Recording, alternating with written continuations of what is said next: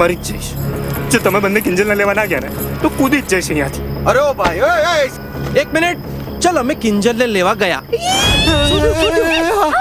અને જો એ ના આવી તો ગામ આખામાં ફરીને બધાને કહીશ કે છોકરીઓ હોય છે જ. કોણ નિલય?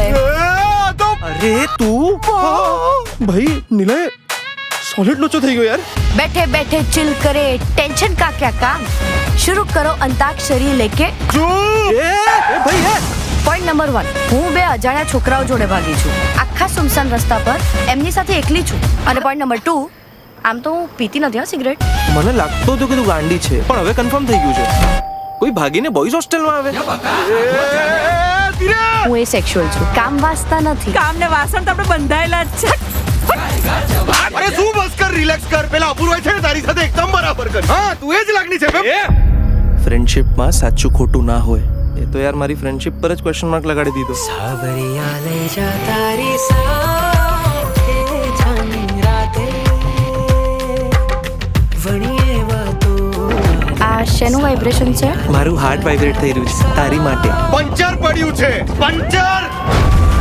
એનું નામ, નંબર અને એડ્રેસ આપો એટલે તપાસ ચાલુ કરીએ. આમ શોધી કાઢીશું, ચિંતા ના કરતા મનોજભાઈ. એનો લવર તો હમણાં અમારા ઘરે જ હતો. ને ત્રીજું જ કોઈ છે એમ? સખત પ્રેક્ટિકલ છે યાર તું તો. તો શું કરું, રડવા બેસું કે પછી જેને ખરેખરમાં ભાગી જવું છે એની મદદ કરું અને એના જીવનમાં ફરક પાડું? એ કિશોર પકડ એમને. કેવા ખોટે ખોટા ડખા થયા, મોટા ભારે લોચા જને વાગ્યા. કેમનું પૂછાયું કેવી રીતે કહું, ગજબ રાતી ગજબ. કાર્તિક, તન્મય, કાર્તિક. હા શું થયું? ભરાયા બધે બધા.